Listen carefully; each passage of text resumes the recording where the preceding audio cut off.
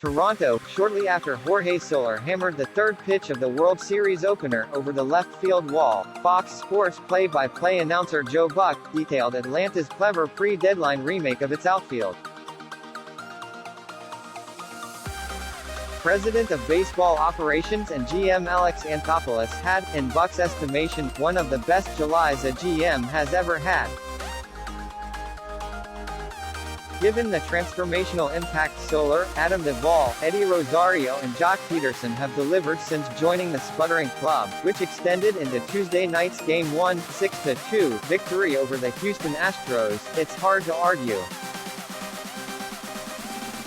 Still, for Toronto Blue Jays fans, Buck's comment opened an interesting debate. Is Anthopoulos worked this summer better than that in 2015, when his frenetic deadline week acquisitions of Troy Tulowitzki, LaTroy Hawkins, David Price, Mark Lowe and Ben Revere helped end a 21-year postseason drought?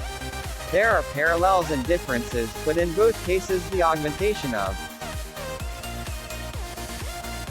500 clubs led to deep postseason runs, the Blue Jays losing in 6 games to the Kansas City Royals in the 2015 American League Championship Series. Atlanta now 3 wins away from a championship.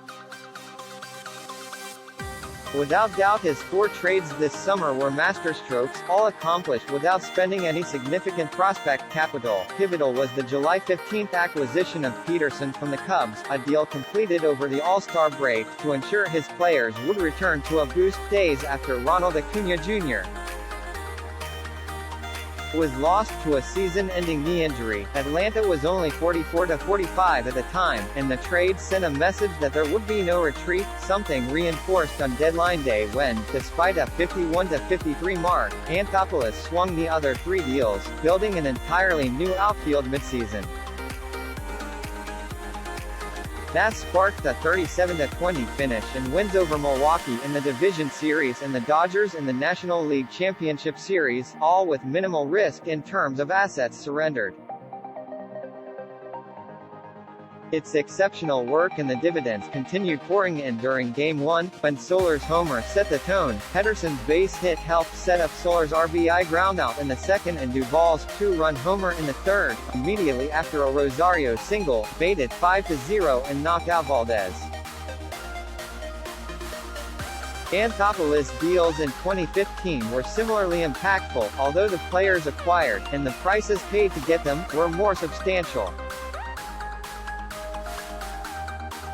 The Blue Jays were 50-50 when they made the Tulowitzki deal and 52-51 when they swung the other 3 trades, addressing the defensive deficiencies of a declining Reyes at shortstop, bolstering the rotation with an ace in Price, shoring up the bullpen with Hawkins and Lowe while plugging a hole in left field with Revere.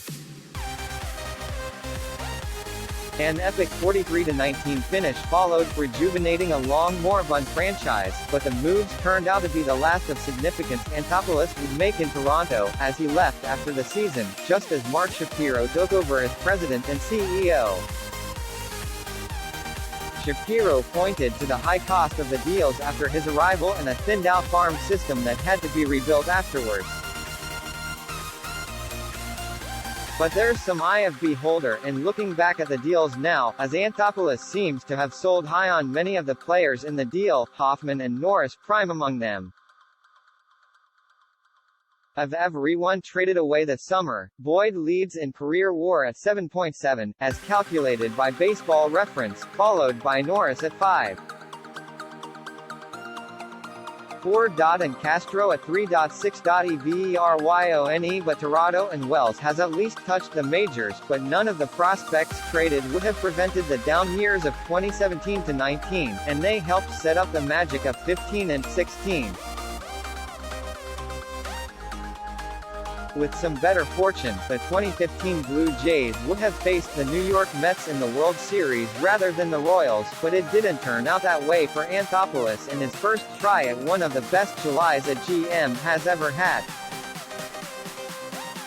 He's already further along in his second attempt. Other takeaways from the World Series opener: Game 1 came up Atlanta in so many ways, but the right fibula fracture suffered by ace Charlie Morton could play very big the longer this series goes.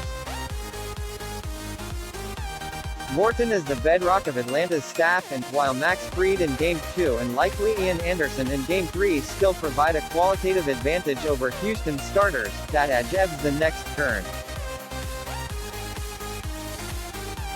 Jose Urquidy starts Game 2 for the Astros followed by Luis Garcia in Game 3, and neither offers much certainty. But Houston will be able to turn back Valdez for Game 5, and he was much better in his second ALCS outing than he was in his first, while Atlanta won't have an answer for that without Morton. In terms of gutsy postseason moments, Morton shaking off the Yuli Gurriel second-inning comebacker that struck him in the leg to get 2 more outs that inning and another in the third before coming out of the game ranks right up there. He threw 16 pitches after the injury, 8 of them at 94.2 meters (ph) or harder, topping out at 95.9. He's expected to be ready for spring training next year.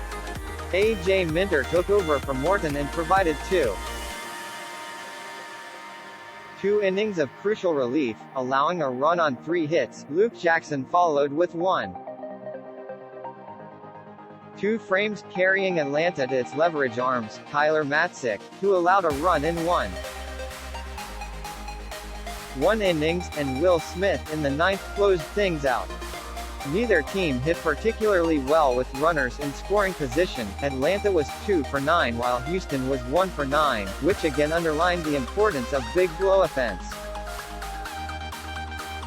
Soler and Duvall both went deep, accounting for 3 runs, while Yordan Alvarez and Gurriel both launched rockets off the wall. Alvarez's triple was cashed in by a Carlos Correa groundout while Gurriel was thrown out a second by a strong relay by Rosario, who smartly fielded the drive off the wall in the 8th.